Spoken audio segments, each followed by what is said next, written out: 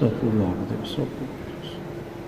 Assalamualaikum warahmatullahi wabarakatuh.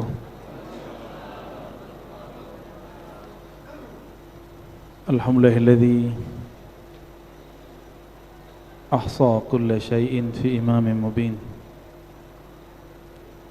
Walhamdulillahilladzi khalaqana biqadarin fa ahsana qadrah. Asyhadu an la ilaha illallah wa asyhadu anna Muhammadan abduhu wa rasuluh. Allahumma salli wa sallim mubarik ala sayyidina Muhammad wa ala alihi wa ashabihi wa li baitihi wa dhurriyyatihi ajma'in, amma ba'du. Puji syukur kepada Allah.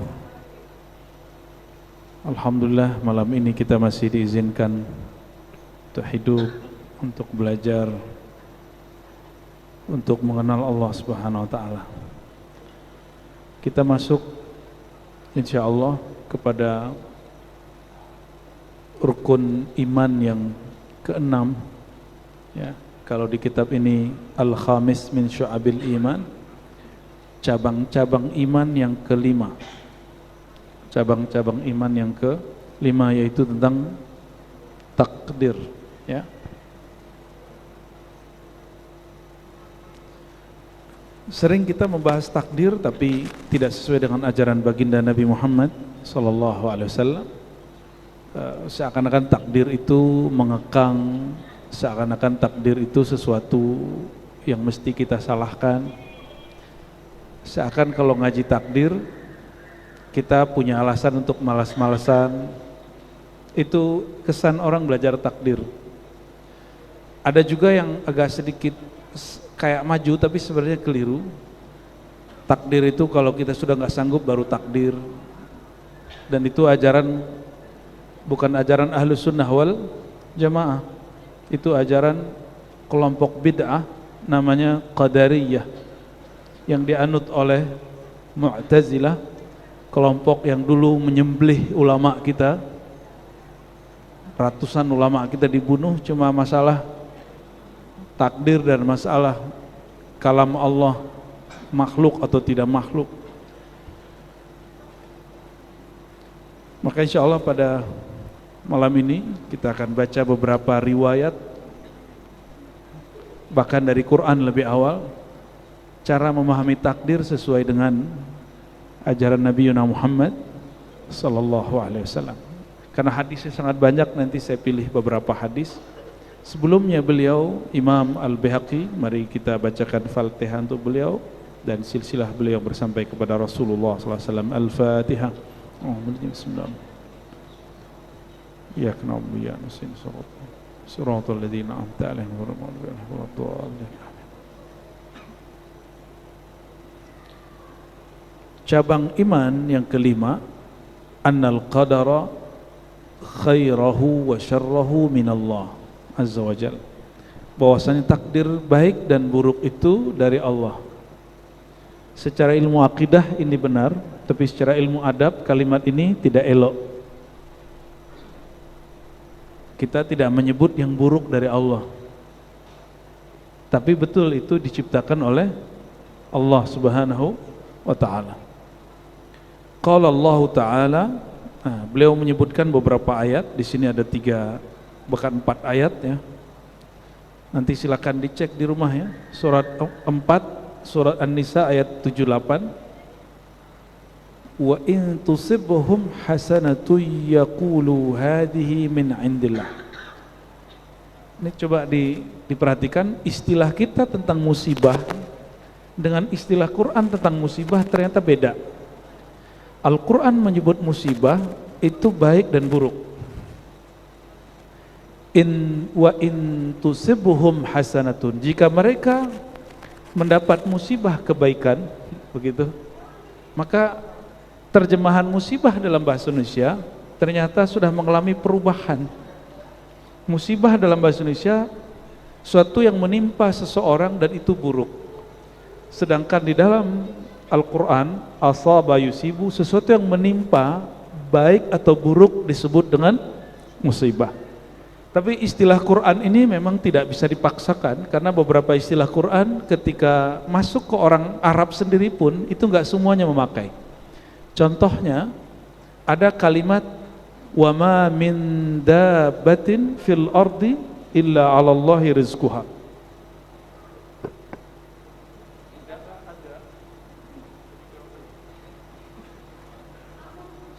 Tidaklah ada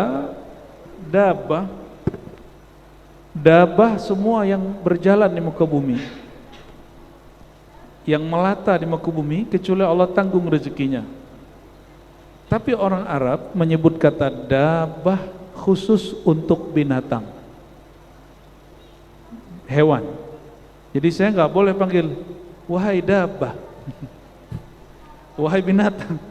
Jadi istilah Qur'ani tidak mesti kemudian dipakai secara living, secara langsung di kehidupan kita. Maka living Quran itu menjadi salah satu ilmu penting hari ini di kampus-kampus keislaman, bahwa ada proses pembudayaan isi-isi daripada Al-Quran, termasuk kayak Yasinan. Itu kan Quran yang jadi budaya, benar nggak? Tahlilan itu living sunnah, living Quran. Apalagi Kahfian, one day one juice, itu salah satu bentuk dari living Quran. Bahkan orang pakai jimat, pakai mantra yang dibaca Quran, itu bagian dari living Quran. Berarti ada islamisasi mantra, cuma gagal, ya. Maka muncul lagi ruqyah-ruqyah model sekarang ingin mengembalikan ke awal. Baik, supaya kita tidak terjebak dengan pengistilahan, clearnya apa? Musibah di Quran dalam surah An-Nisa baik dan buruk. Wa in tusibhum hasanatun. Jika kebaikan menimpa mereka, mereka berkata ini dari Allah. Wa in tusibhum sayyi'atun. Jika keburukan menimpa mereka, mereka mengatakan hadhihi min indik, ini dari engkau hai Muhammad. Kul kullum min indillah. Tapi enggak disebut kullun itu hasanatun wa sayyi'atun min indillah, enggak. Katakan kulun, semua Allah yang menciptakan, semua berasal dari Allah. Jadi salah satu su'ul adab, buruk adabnya orang-orang Arab zaman itu, kalau yang baik-baik dari Allah, kalau yang buruk dari Nabi Muhammad SAW. Ini cara-cara jahiliyah yang dibersihkan oleh Allah Subhanahu wa ta'ala. Surah An-Nisa ayat 79 juga bicara yang sama, tapi kalimatnya lebih detail lagi. Ma asabaka min hasanatin faminallah. Apa yang menimpa engkau dari kebaikan, maka dari Allah. Yang menimpa engkau dari keburukan, maka dari dirimu masing-masing, bukan dari Nabi Muhammad sallallahu alaihi wasallam. Maka adab kita kalau kita ditimpa keburukan, kita mengatakan ini salahku, bukan salah Nabi, bukan salah guruku, bukan salah orang tuaku, ini salah aku, ya. Ini yang baru nyalon kemarin terus gagal, nggak usah salahkan KPU, karena ketua KPU-nya sudah turun juga. Bukan juga salah aplikasi itu yang dilihat-lihat tiap hari itu, si rekap ya udah cukup, ya. Katakan kalau ada yang gagal, itu kita yang gagal. Tidak usah kemudian mengalamatkan kepada orang. Orang yang berhasil seperti ini, dia mencapai kedewasaan spiritual yang tidak menyalahkan orang lain, tapi menyalahkan diri sendiri, tapi tidak putus asa. Ya, dirimu siapa yang menciptakan? Allah, ya sudah. Berarti ini takdir Allah kepada kita.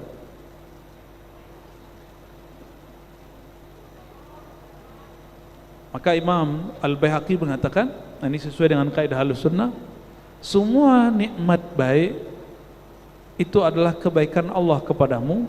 Semua pengalaman burukmu adalah usahamu sendiri, hasil usahamu sendiri. Allah itu sudah memberikan jalan terbaik buat kita yang pengen yang buruk, barangkali begitu.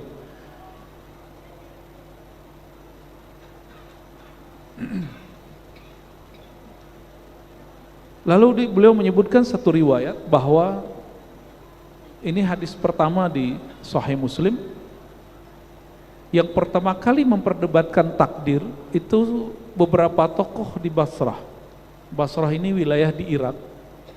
Kota Basrah ini kota santri. Tapi ada santri yang lurus, ada santri yang bengkok. Ma'bad al-Juhani, muncul seseorang namanya Ma'bad al-Juhani, ini santri agak cerdas tapi bengkok. Hafal Quran, hafal banyak ibarat, tapi dia menyimpang. Ma'bad al-Juhani mengatakan apa? Enggak ada takdir. Takdir tidak ada. Ma'bad Juhani lah yang kemudian disebut bapak anti takdir dalam Islam. Lalu apakah statusnya masih muslim? Di sini disebutkan bahwa Yahya bin Ya'mar dan temannya Humaid al-Himyari datang ke Madinah sekedar mencari Abdullah bin Umar untuk menanyakan status keislaman orang yang mengingkari takdir. Apa kata Sayyidina Abdullah bin Umar? Inni bari'um minhum. Aku berlepas diri dari mereka dan mereka terlepas daripada aku. Ini menjadi masalah.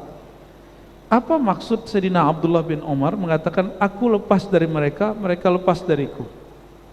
Di sini muncul dua persepsi ulama kita, ulama ahlu sunnah, bahwa orang-orang Qadariyah itu telah murtad. Itu kelompok pertama. Sehingga beberapa ulama sufi di abad ketiga, ketika ayahnya seorang Qadariyah mati, dia tidak mau mengambil harta warisannya. Kenapa? Orang kafir tidak mewarisi mukmin dan sebaliknya. Begitu kerasnya sufi-sufi zaman itu, ya.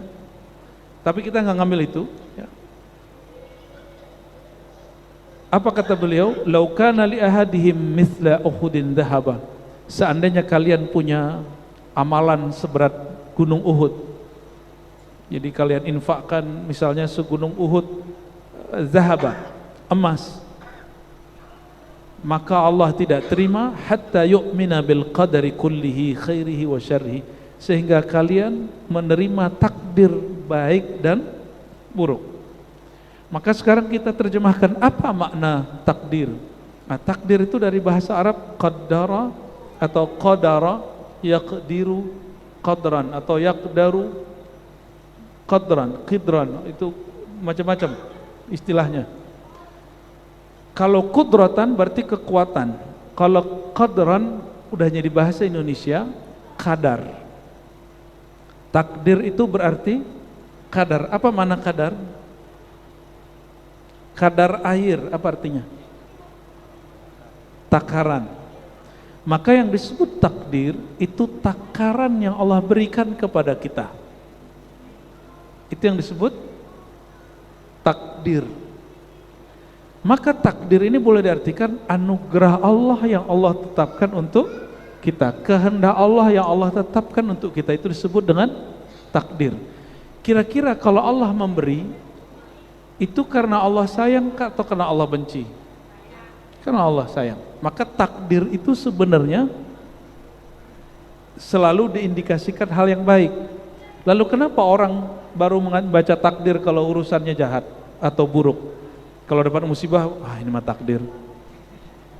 Kalau dia lagi baik, dia nggak bilang itu takdir, itu usaha gua. Jadi kebalikan logika Quran. Quran mengajarkan jika engkau mendapatkan kebaikan, katakan itu dari Allah. Jika mendapatkan keburukan, katakan itu darimu. Tapi orang hari ini mengatakan apa? Kalau dia lagi gagal, dia salahkan Allah. Tapi kalau dia lagi sukses, dia mengatakan ini karena cerdas aku, ini karena pinter aku, ini karena relasi aku. Kebalik dengan logika Quran, pantesan jadi orang stres, ya.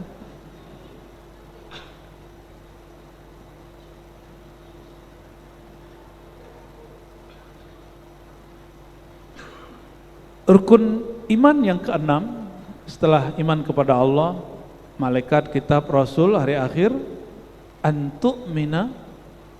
Jadi kronologi munculnya hadis ini dari Abdullah bin Umar ketika terjadi diskusi hebat di Basrah, lalu persoalan itu dikadukan ke Madinah. Jadi tradisi mengadukan sesuatu ke ulama paling tua itu biasa, itu terjadi, ya. Lalu disampaikan oleh Sayyidina Abdullah bin Umar kisah Sayyidina Jibril bertanya 4 hal: Islam, iman, ihsan, hari kiamat, kapan kiamat, tanda kiamat. Pada bab al-iman ada kalimat antu'mina, engkau percaya, beriman kepada Allah, malaikat, kitab, rasul, takdir. Ada tambahan di riwayat Abdullah bin Umar. Saya curiga ini tambahan dari Sayyidina Abdullah bin Umar, karena di riwayat Abu Hurairah tidak ada lafaz itu, kecuali ada yang menambahkannya. Bil qadari, kadar itu khairihi wa syarrihi, baik dan buruk, hulwihi wa murrihi, manis atau pahit. Manis atau pahit. Saya mau tanya, kalau kita sakit, itu takdir baik atau buruk? Baik atau buruk? Beneran nih baik. Karena udah ngaji di Sunda Kelapa nih bilang baik. Coba kalau kita sakit rasanya enak apa enggak enak? Itu maksud saya. Enggak enak toh? Enggak enak. Berarti takdirnya enggak enak. Itu disebut murrun. Takdir yang enggak enak. Kalau enggak ntar dikasih sakit terus loh. Oke? Sakit yang enggak enak itu,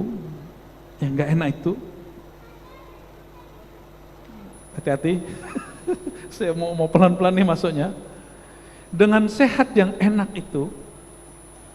itu sifat kita atau sifat Allah? Tabiat kita sehat sakit itu atau Allah yang sehat sakit? Tabiat kita. Jadi yang sakit itu, yang merasa sakit itu kita, yang merasa sehat itu kita. Orang yang bekerja di dunia kedokteran, nah ini nanya nih Pak Dokter nih, kalau gak ada orang di rumah sakit, gak ada orang yang datang ke rumah sakit, gimana Pak Dokter? Gimana nasib para dokter? Gimana nasib orang-orang yang bekerja di dunia kedokteran, di dunia farmasi? Jadi sakit itu mungkin gak enak bagi yang sakit, tapi itu baik bagi orang yang bekerja untuk yang takdir hidup dia memang di situ. Ya, mulai connect. Berarti baik dan buruk itu relatif di sini, sedangkan kadar itu objektif dari Allah Subhanahu wa Ta'ala. Gajinya sama, rasa syukurnya beda nggak? Ya, karyawan UMR atau lebih, tapi cara dia menerima itu beda. Kenapa beda? Tergantung dia kenal Allahnya beda. Maka Sayyidina Musa bertanya kepada Allah, ya Rabb, syakaraka Adam, wa ma syukruhu, wa kaifa syukruhu. Ya Allah, Sayyidina Adam, kakek kami mensyukuri engkau. Engkau sebut ia hamba yang bersyukur. Bagaimana cara ia mensyukuri engkau? Apa jawaban Allah Ta'ala? Nabi Adam kan tiktokan sama Allah, dan Nabi Musa juga tiktokan sama Allah. Jadi bagi-bagi cerita. Apa kata Allah? Ya Musa, Adam itu kalau mendapat apapun, mengalami apapun, dia menganggap itu dari Allah. Dia menganggap itu dari Allah.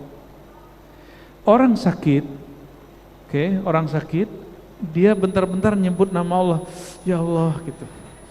Ya Allah, ya Allah, itu bagus atau baik? Bagus atau baik? Bagus. Betul nggak?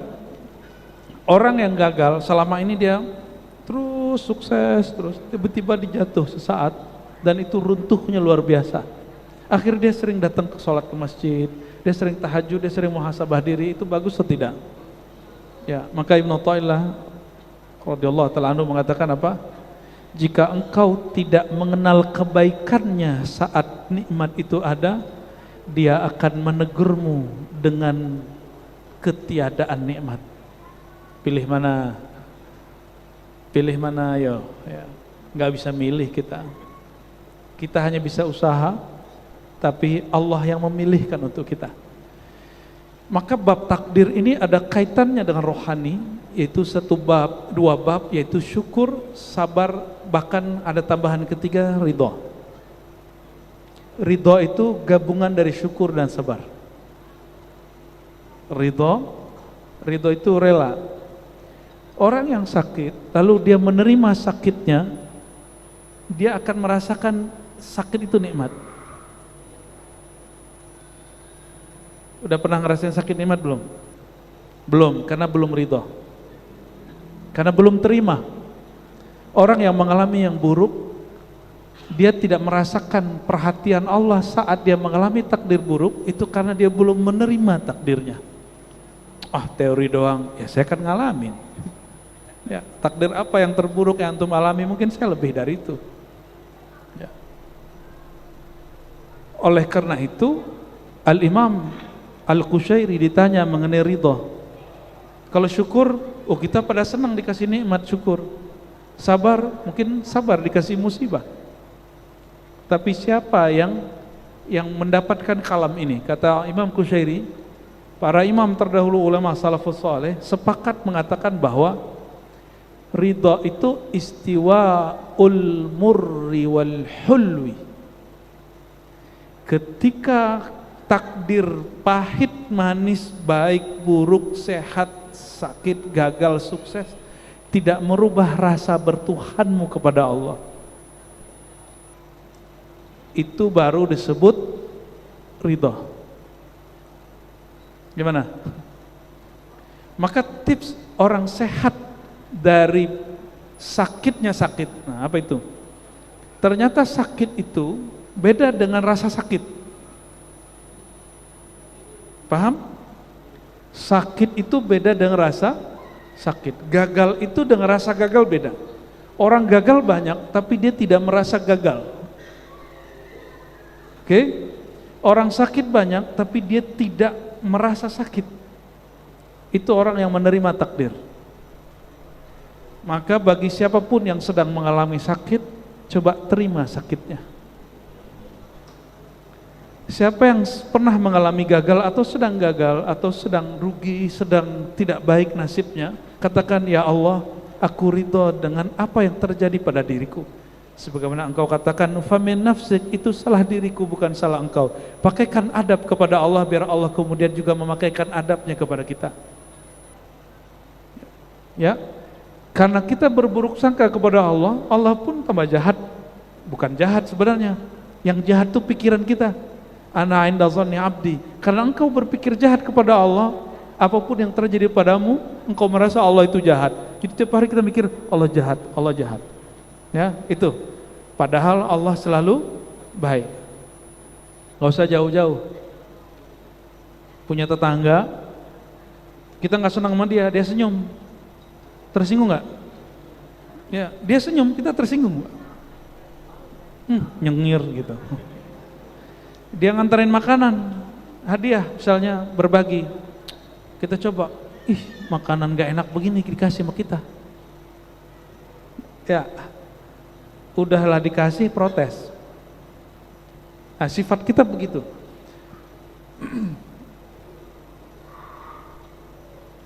Takdir itu pemberian anugerah dari Allah. Anugerah dari Allah. Namun kita menerimanya, ada yang indah, ada yang ridho, ada yang tidak ridho. Maka yang disebut takdir baik, orang yang menerimanya dengan ridho. Ini bagi ahlul qulub, ya, orang yang ahli kolbu, menganggap takdir baik itu yang diridhoi oleh kolbu. Meskipun kata orang itu buruk, tapi di kolbu dia indah. Yang disebut takdir buruk itu adalah sesuatu yang tidak diridhoi oleh si hamba. Padahal yang dari Allah semuanya baik. Semua dari Allah pasti baik. Semua dari Allah rahmatun wa mauhibatun, ya.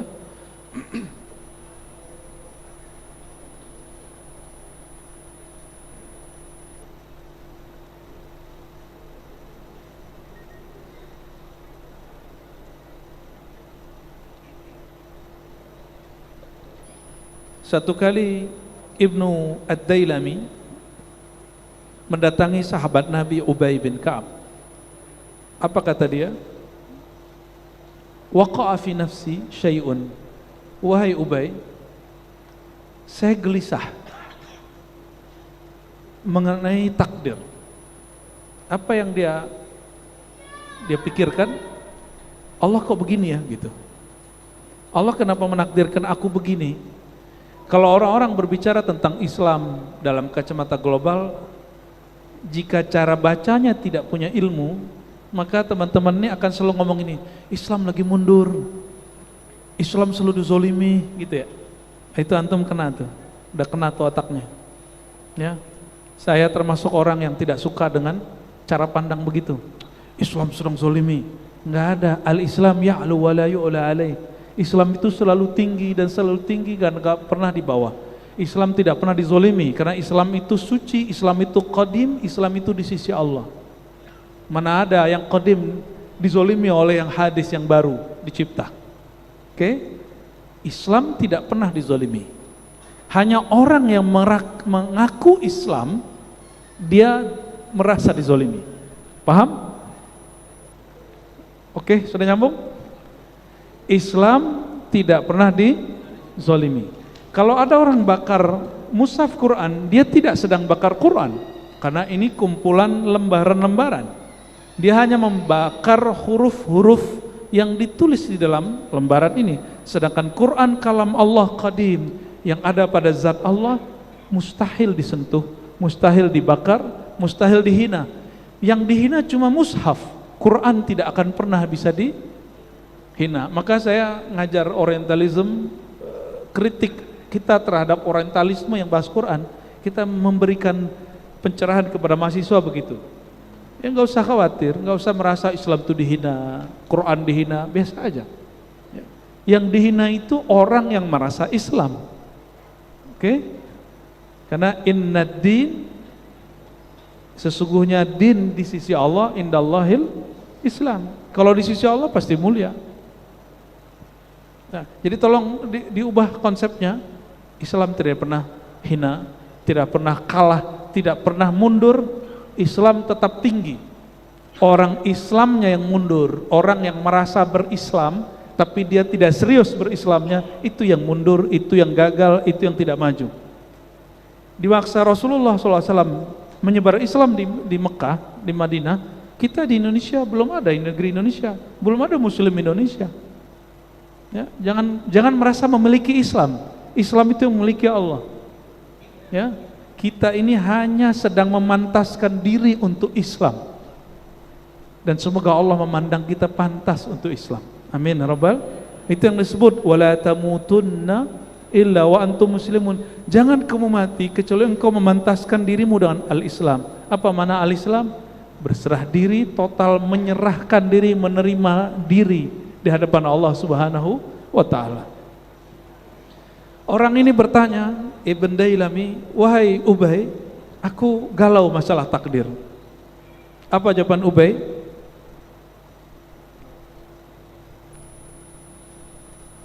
Lau anna Allah adzaba ahla samawatihi wa ahla ardihi adzabahu wa huwa ghairu zalimin lahum walau rahimahum. Seandainya Allah menyiksa semua penduduk langit, semua penduduk bumi, Allah tidak disebut zalim. Itu logika sahabat Nabi Ubay. Walau rahimahum kana rahmatu khairan lahum min a'malihim.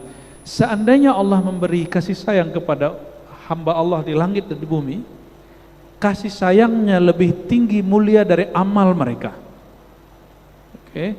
Lau anfaqta misla uhdin dhahaban fi sabilillah ma taqabbalahu Allah minka hatta tu'mina bil qadar. Seandainya engkau punya harta segunung Salak, segunung Gunung Gede, Bogor, apalagi Gunung Rinjani, lalu kamu infakkan semuanya di jalan Allah, tapi engkau tidak percaya dengan masalah ini, takdir, amalmu tidak diterima. Amalmu tidak diterima. Maka saya khawatir kepada orang yang berjuang dalam pergerakan Islam lalu mengatakan, jika kita sudah tidak sanggup berusaha, itu baru takdir. Saya khawatir orang ini gak diterima perjuangannya di sisi Allah Subhanahu wa ta'ala, tidak diterima amalnya di sisi Allah. Kita karena sayang kita sampaikan ini, tapi dia salah paham sama kita ya. Ternyata masih ada kelompok Qadariyah sampai hari ini di Indonesia, dan ormasnya sudah dibubarkan. Thumma laqitu apa kata beliau, wa ta'lam anna ma asabaka lam yakun liyukhti'ak wa ma akhta'aka lam yakun liyusibak law mutta ala ghairi dzalik la dakhaltan nar.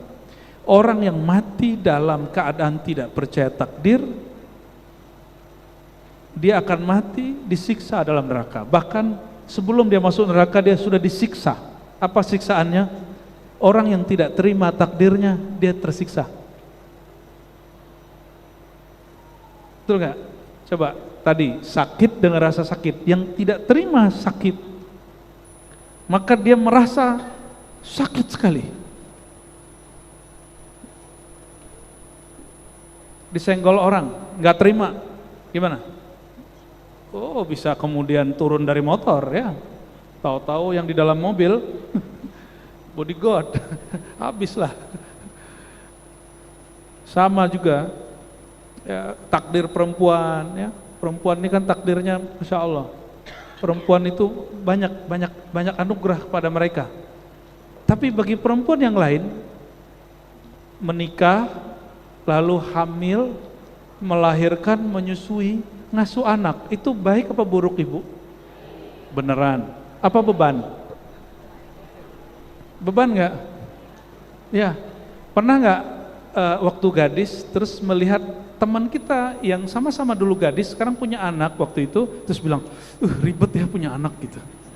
Ada yang ngomong gitu nggak? Padahal yang punya anak menikmati punya anak.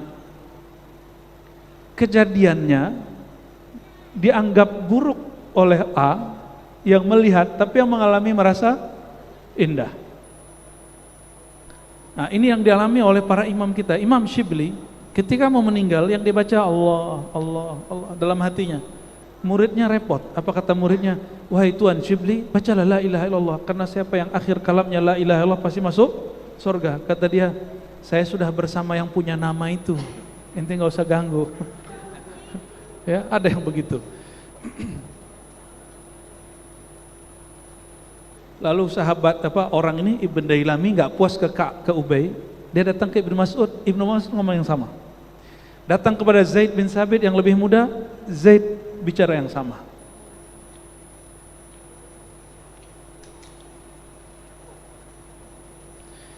Saya mau tanya, adakah yang terjadi di alam semesta di luar takdir Allah? Ada nggak? Ada? Katanya usaha dulu baru takdir. Adakah satu jengkal di muka bumi terjadi tanpa takdir Allah? Ada nggak? Jika ada orang mengatakan ada, maka dia musyrik. Maka dia musyrik. Berarti apapun yang terjadi, satu detik berlalu, semua dalam takdir Allah Subhanahu wa Ta'ala. Oleh karena itu malam ini saya mengajak memahami takdir jangan cuma urusan nasib baik, nasib buruk, tapi takdir buruk bukan. Nah, mohon persepsinya diluruskan. Mungkin kajian begini tidak akan banyak berefek kepada orang, tapi saya berpikir kalau kita mulai dari mana? Dari mana lagi kita akan mulai? Kita mulai dengan kecil-kecil di sini. Siapa tahu keyakinan kita kepada Allah menjadi lebih baik. Karena ini mengamalkan hadis. Mau husnul khotimah? Husnul khotimah itu nggak usah banyak wirid.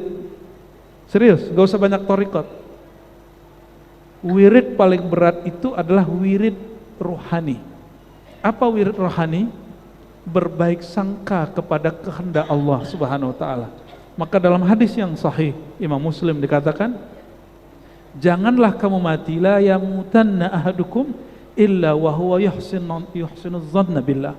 Janganlah kamu meregang nyawa, berpisah nyawamu dengan badanmu, kecuali hatimu, kolbumu, ruhanimu berbaik sangka dengan semua yang Allah kehendaki kepadamu. Dan baik sangka itu dilatih dari mengatakan aku ridho kepada kehendak Allah. Sudah ridho belum? Saya yakin di badannya ini ada sakit, minimal sakit punggung. Ya, kalau duduk lama sakit punggung nggak? Ya, kesemutan, rematik, asam urat. Ada mulai masuk ke jantung, ada mulai ke liver, pankreas. Yang disalahin nanti siapa ya? Semenjak saya ngaji di Sunda Kelapa, saya jadi sakit gula, gitu gak? Ya, kenapa? Setiap Senin dan Kamis dikasih makan sama orang Sunda Kelapa. Begitu cara berpikirnya? Alhamdulillah.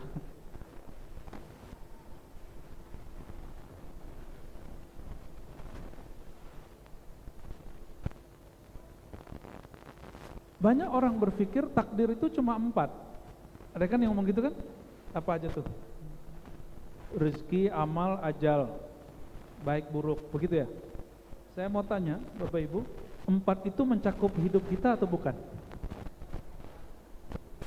Jadi ada seorang ustadz di kampung kita dulu, khotbah sudah 20 tahun bunyinya begitu. Apa kata dia? Tapi sekarang udah berubah, ya, sekarang udah berubah. Takdir itu cuma 4, di luar itu nggak takdir. Ternyata ini salah paham. Ya, ada sebuah hadis yang menyebutkan bahwa inna ahadakum yujma' khalquhu, disebutkan di sini ya. Seseorang dimulai penciptaannya semenjak dia di dalam perut ibunya, di rahim ibunya, lalu Allah kirim malaikat untuk menuliskan takdirnya. Disebutkan detail jadi situ 4. 1 rezeki, amal, ajal, baik dan buruk. Di luar ini bukan takdir, kata dia begitu. Coba cek ya, rezeki mulai dari kita ada di perut ibu kita sampai hari ini, nafas yang kita hirup, bahkan air ketuban yang dulu diminum itu, dan makanan yang dikirim lewat plasenta, itu bagian dari rezeki Allah. Rezeki itu bukan hanya duit dan gaji. Dan saya sudah sering sampaikan, kalau gaji mungkin UMR atau 2 kali lipat atau tunjangannya sekian, atau ada orang yang berlipat-lipat, oke. Tapi rezeki bukan itu. Banyak orang yang gajinya 100 juta tapi dia nggak berangkat haji. Ada orang gajinya cuma 100 ribu tapi dia naik haji, Pak. Itu namanya rezeki. Maka rezeki beda dengan gaji. Kita sering menyampaikan ini supaya orang tidak mengerdilkan apa yang Allah beri. Bisa nafas? Masih ingat masa Covid? Waktu Covid masih ingat betapa mahalnya oksigen? Kami baru naik gunung, ternyata di gunung kalau sampai di titik tertentu itu oksigennya menipis. Betul ya? Oksigen menipis. Ngapain juga naik gunung ya? Tapi seru juga. Kita susah-susah naik, tapi karena hati itu enak, senang, takdir itu terasa indah. Ya. Orang barat, filosofnya, ada satu orang filosof menganggap pernikahan itu awal perbudakan. Tapi di negeri-negeri timur seperti kita, pernikahan itu adalah awal kebahagiaan. Beda kan? Beda. Orang barat itu sudah terlalu, hidupnya sudah terlalu, egonya terlalu maju. Ya. Membuatin kopi tiap pagi itu dianggap perbudakan. Bekerja lalu hasilnya itu dibagi ke pasangan, itu dianggap perbudakan. Nauzubillah min dzalik, ya. Tapi jadi filsafat loh itu. Ternyata enggak semua filsafat juga baik.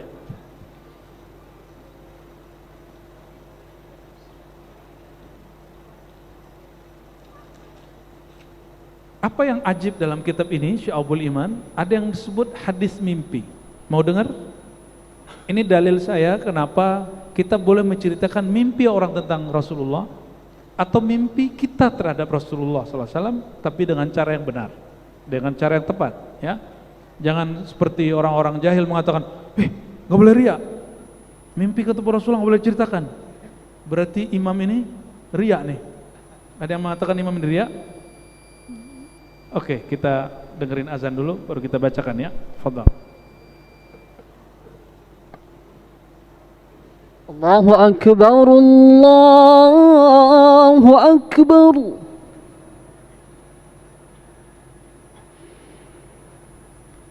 Allahu Akbar, Allahu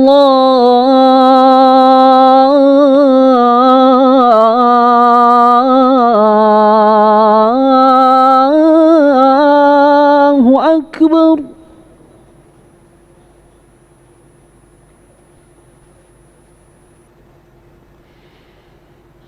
أشهد أن لا إله إلا الله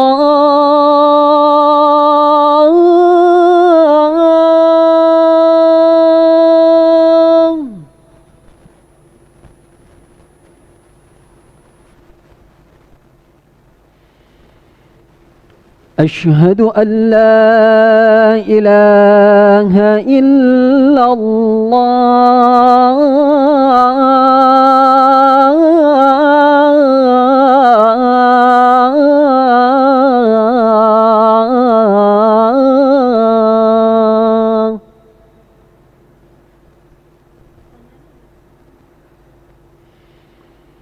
أشهد أن محمدًا رسول الله.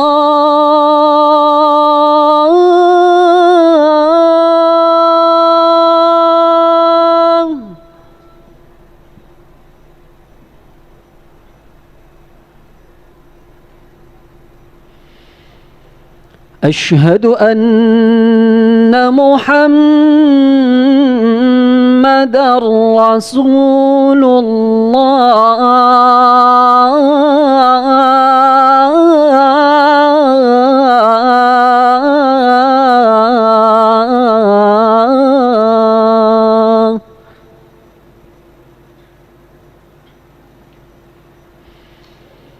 حي على الصلاة.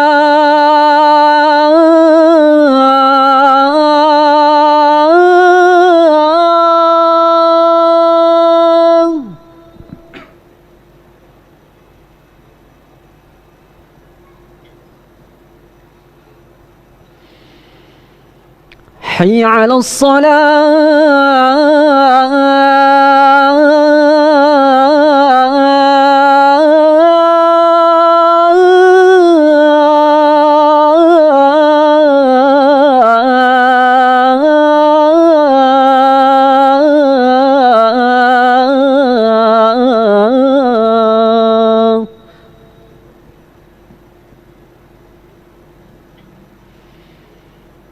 حي على الفلاح.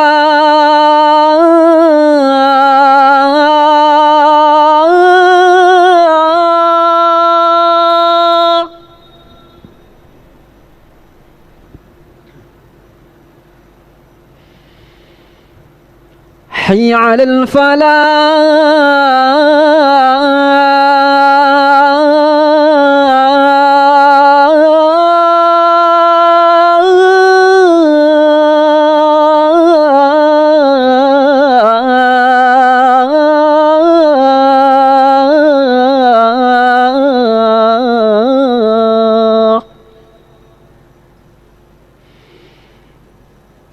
الله أكبر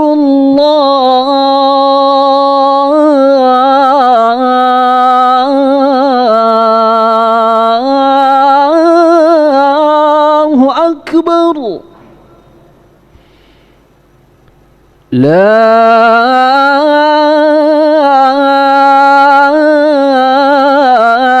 إله إلا الله.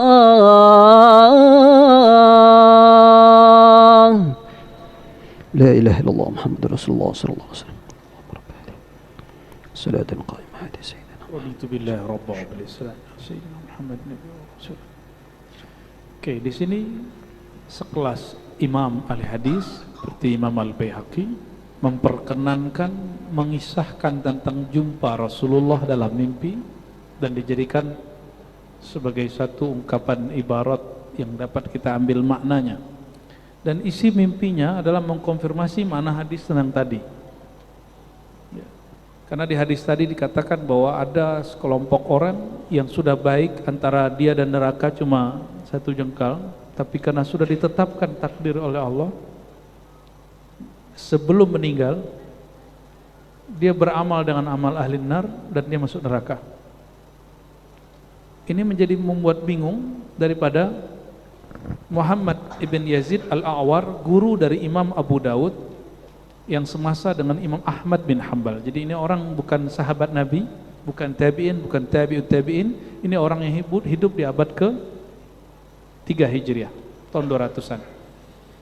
Muhammad bin Yazid, guru dari Abu Dawud As-Sijistani, mengatakan ra'aitu Rasulullah sallallahu alaihi wasallam fil manam jalisan ma'a Umar wa Ali. Aku tertidur lalu bermimpi jumpa Rasulullah sallallahu alaihi wasallam duduk bersama Sayyidina Umar dan Sayyidina Ali.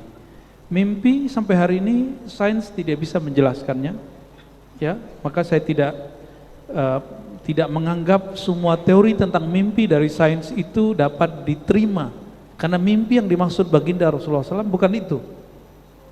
Mereka menyebut mimpi itu gerak mata yang cepat saat tidur, apa bahasa Inggris itu, rapid movement gitu ya. Itu benar ya, REM. Oke. Itu usaha mereka karena saintis itu melihat secara empiris. Sedangkan mimpi bukan wilayah empirik. Empiris artinya apa? Panca indera, sesuatu yang bisa diraba, yang bisa dipandang secara mata. Saya pernah ngasih pertanyaan, ya. Coba lihat buku ini, kelihatan? Oke. Coba lihat rasa senang di hati, bisa lihat? Nggak bisa? Kenapa? Karena rasa senang bukan wilayah empirik. Jadi jangankan mimpi, rasa senang pun itu tidak dapat disaintiskan sampai hari ini. Maka orang cuma kemudian mengatakan, kan sekarang ada cara ngecek orang bohong, ya. Nah, nanti dilihat pupilnya membesarkah atau gimana kah, ya. Itu ada kelemahannya, selalu ada celahnya di situ. Karena orang-orang psikopat bisa melakukan pribadi ganda dan dia nggak ketahuan apa-apa. Jadi masih bisa dimanipulasi. Maka mimpi ketemu Rasulullah SAW, kita ikuti apa yang dikatakan oleh Nabi SAW. Ar-ru'ya, ya, as-salihah. Mimpi itu bagian dari mubasyarat, kabar gembira dari Allah. Kenapa? Ru'yal anbiya wahyun. Pada nabi mimpi itu wahyu, pada wali mimpi itu ilham. Oke? Pada nabi mimpi itu wahyu, pada ulama wali Allah mimpi itu ilham. Ya, berarti mimpi itu penting. Kalau bagi seorang guru mursyid, mimpi itu adalah cara membaca indikator kolbu murid.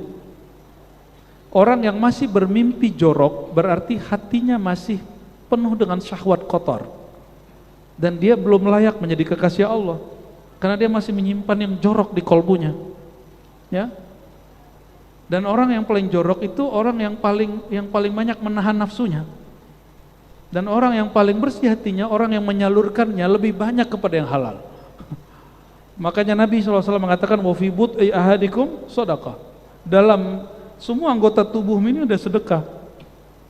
Ada yang senyum nih Buya Aldom ini. Jangan salah paham Buya. Oke. Paham di situ?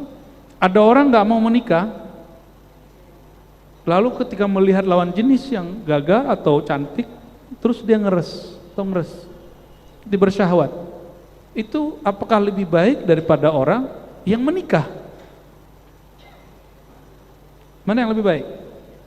Dan dia menikah lagi. Begitu, ya. Tapi orang-orang akan berpikir apa? Enggak, yang baik itu yang tidak menikah. Rahib-rahib itu karena menahan itu bagi orang awam lebih baik. Rahib, orang suci, mesti dia tidak melakukan hal-hal yang beginian. Itu persepsi orang awam. Tapi Rasulullah SAW enggak begitu, ya. Nah, jadi cara ngecek kolbu seseorang itu oke atau tidak, itu mimpinya apa. Jadi mimpi itu Allah ciptakan bukan sia-sia. Oke, jadi tidak ada namanya bunga tidur bagi seorang guru. Nah, yang ada antumnya halu. Apa kata beliau? Aku bermimpi ketemu Nabi SAW, Sayyidina Umar, Sayyidina Ali, dan bertanya tentang hadis Abdullah bin Mas'ud. Jadi bisa konfirmasi ilmu dalam. Jadi dia dalam mimpi aja nanya ke Rasulullah, apalagi kalau lagi jaga. Antum kira-kira kalau mimpi ketemu Nabi ngapain? Belum tahu kan? Orang ini kalau ketemu Nabi dia bilang, saya kalau ketemu Rasulullah saya mau nanya hadis ini. Ini orang ini. Dan benar dia mimpi ketemu Rasulullah SAW dan menanyakan hadis itu. Lalu Nabi SAW menjawab bahwa ini adalah bab takdir, ya. Fa'adaha thalasan ghafarallahu lil amas, ya. Oke, saya nggak membahas tentang isinya, tapi hanya ingin menyampaikan bahwa bab hadis mimpi boleh dijadikan satu bahan kabar gembira di dalam kajian, bahkan ditaruh di dalam kitab-kitab yang ilmiah. Ini kitab ini ilmiah bukan? Kitab ini ilmiah menurut ahli hadis karena dia menggunakan riwayat itu yang disebut ilmiah dalam tradisi ahli hadis. Bapak Ibu yang bukan Allah, mungkin bab takdir tidak bisa kita baca semua. Ya, kita skip dulu, bulan depan kalau umur panjang kita sambung. Namun yang dapat kita ambil dari teks sebelumnya adalah bahwa takdir itu melingkupi semua kejadian di alam semesta. Pintar-pintar cara menerimanya. Ya, terimalah dengan ridha. Ada pertanyaan kah? Silakan diatur. Ya.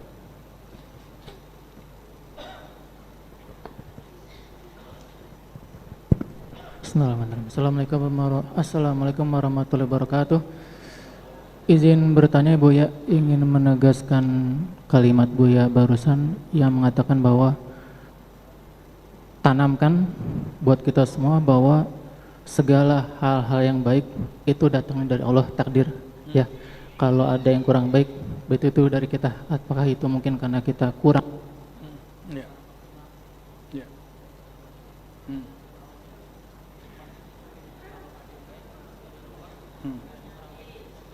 Baik.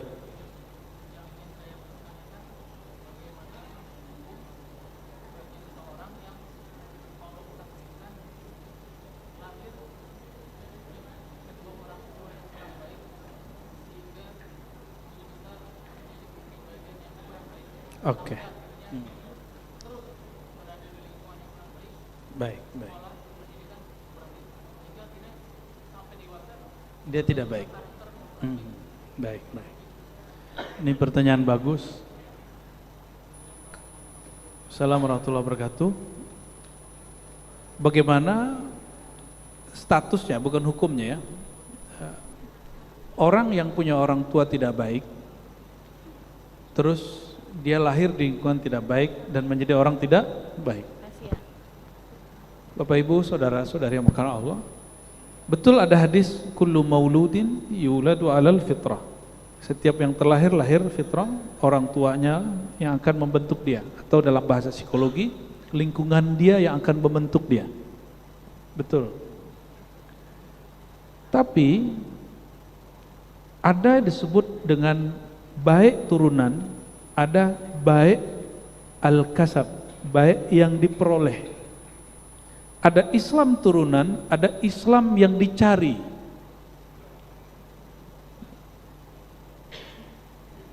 Maka di Quran kata usaha mencari itu disebut dengan kasab.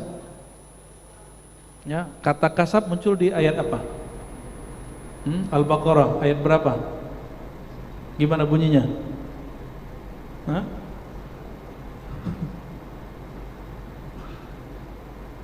Sebelum yang itu, tilka ummatun qad khalat laha ma kasabat, ya, wa 'alaiha maktasabat.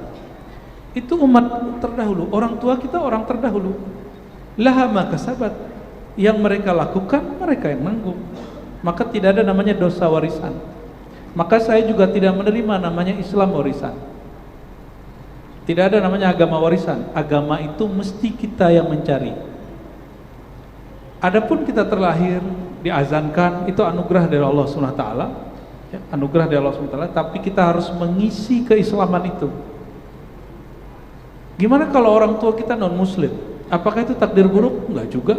Banyak kok yang terlahir muslim enggak baik juga, korupsi juga. Betul enggak? Banyak yang terlahir non muslim enggak korupsi, ada juga. Berarti baik itu bukan masalah status agama dia, tapi apa yang dia cari dari kebaikan itu yang disebut laha makasabat wa 'alaiha maktasabat. Baginya pertanggungjawaban dari apa yang dia usahakan. Maka disebut perbuatan Allah itu disebut takdir, perbuatan manusia disebut kasab. Ini istilah Quran. Laha makasabat kasab. Bagi jiwa manusia pertanggungjawaban apa yang dia usahakan lakukan. wa 'alaiha maktasabat. Maka laha baik, 'alaiha buruk. Kebanyakan ulama begitu, walaupun ditentang oleh imam yang lain. Tapi Imam Fakhrul Razi mengatakan benar, laha usaha yang buruk baik, 'alaiha usaha yang buruk. Oleh karenanya, ketika ada seseorang lahir di keluarga yang kurang baik, yang pertama saya mengatakan begini, kok tega ya anaknya bilang orang tuanya nggak baik? Ya, gimana? Sayyidina Musa lahir dari ibunya, tapi besarnya di mana? Lahir di mana? Istana. Dan ayah angkatnya siapa? Fir'aun, Taghut zaman itu. Apakah dia jadi jahat?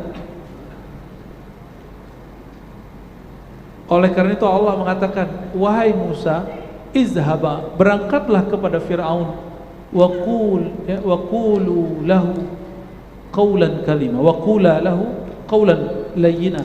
Katakanlah kepadanya kata-kata yang lembut. Sampai begitu. Salah satu kata yang lembut, jangan bilang orang tua kita jahat. Jangan bilang orang tua kita tidak baik. Emang kita sudah baik? Ya.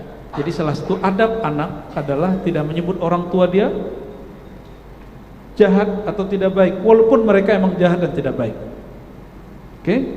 Nah, Sayyidina Musa dilarang mengatakan itu dan selalu diperintah oleh Allah qaulan layyina, kata-kata yang lembut, kata-kata yang kamu mengalah.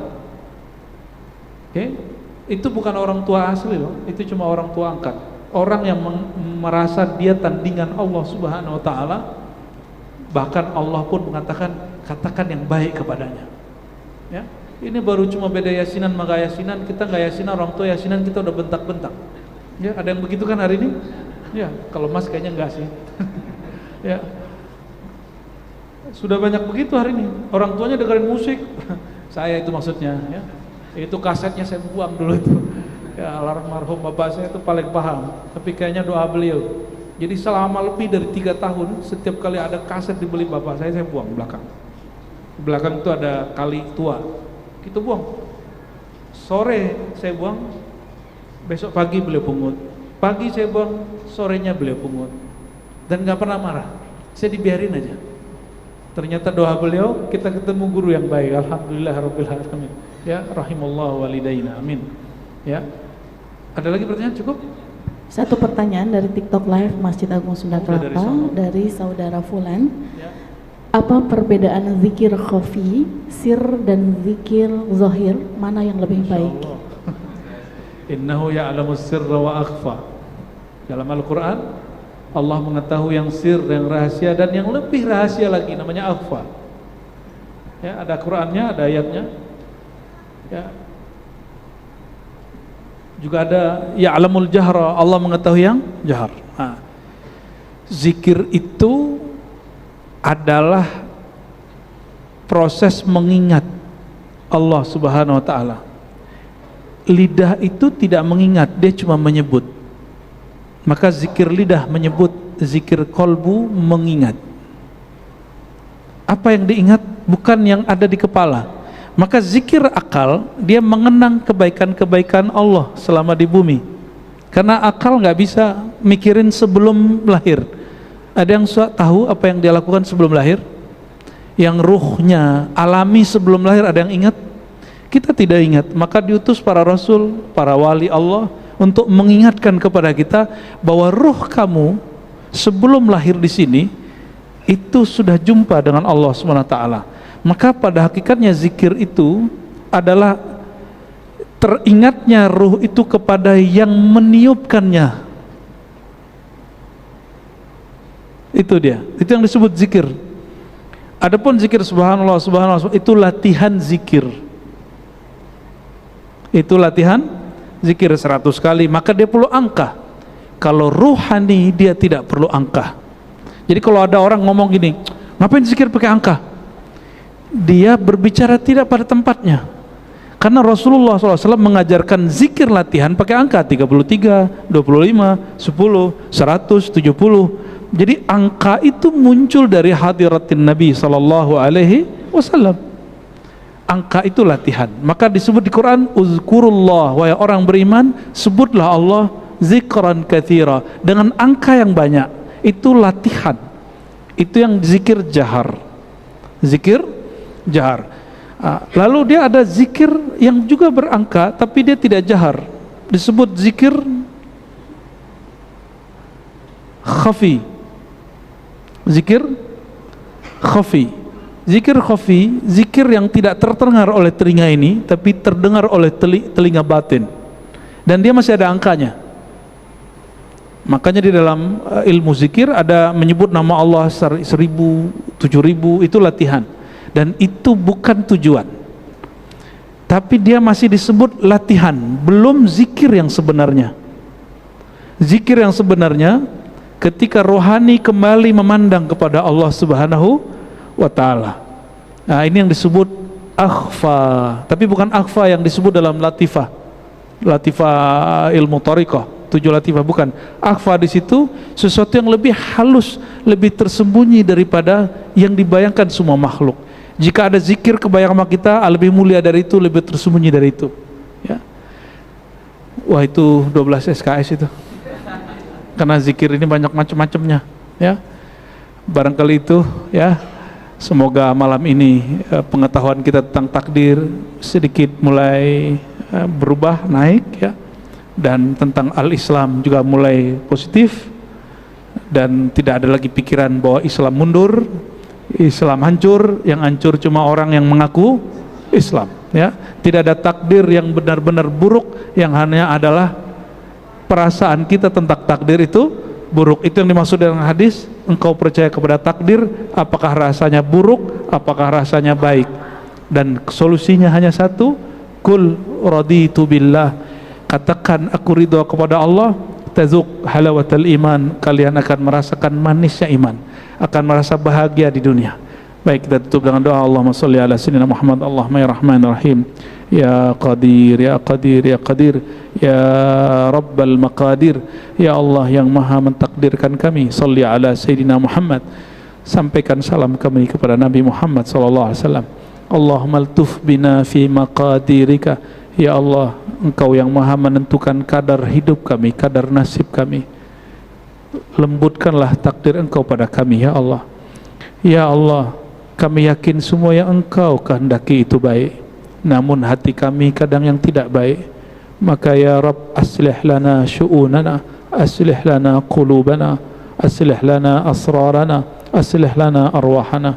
Maka mohon ya Allah, perbaiki jiwa kami, perbaiki batin kami, perbaiki kolbu kami, sehingga ketika engkau berkehendak apapun, kami memandangnya itu suatu hikmah yang luar biasa, suatu ketentuan yang ada anugerah di dalamnya.